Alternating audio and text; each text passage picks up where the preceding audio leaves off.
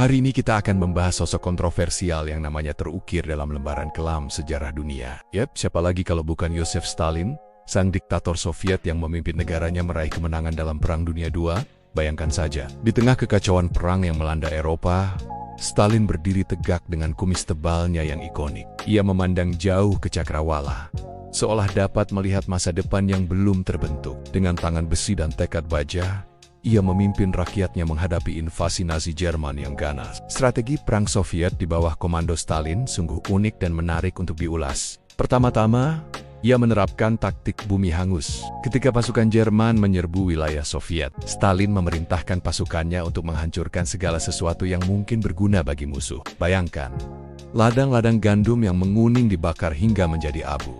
Pabrik-pabrik dibongkar dan dipindahkan ke timur. Bahkan jembatan vital dihancurkan. Namun di balik kehancuran itu, tersembunyi sebuah rencana brilian. Stalin memindahkan industri perangnya jauh ke timur, di balik pegunungan Urel yang terjal. Di sana, jauh dari jangkauan Luftwaffe Jerman, pabrik-pabrik Soviet terus berproduksi siang dan malam, menghasilkan tank, pesawat, dan senjata untuk memukul balik musuh. Taktik berikutnya yang diterapkan Stalin adalah pertahanan berlapis. Ia membangun garis pertahanan demi garis pertahanan, membuat setiap jengkal tanah Soviet harus dibayar mahal oleh darah prajurit Jerman. Seperti seorang seniman yang melukis kanvas dengan sapuan kuas yang teliti, Stalin menyusun pasukannya dalam formasi yang rumit namun mematikan.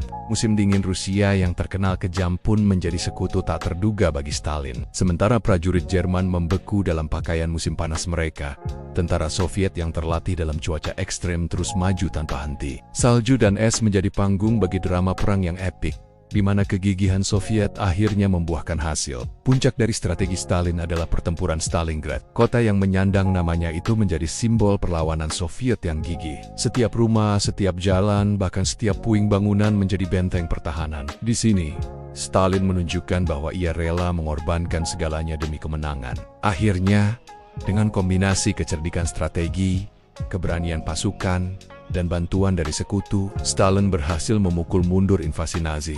Ia memimpin tentara merah dalam serangan balik yang dahsyat, menggilas pasukan Jerman hingga ke Berlin. Demikianlah Sobat Sejarah, kisah singkat tentang bagaimana Stalin memenangkan perang melawan Jerman. Meski kontroversial dan sering dikritik, tak dapat dipungkiri bahwa kepemimpinannya dalam masa-masa sulit itu telah mengubah jalannya sejarah. Seperti kata pepatah, dalam perang, kemenangan bukan segalanya, tapi segalanya tak berarti tanpa kemenangan.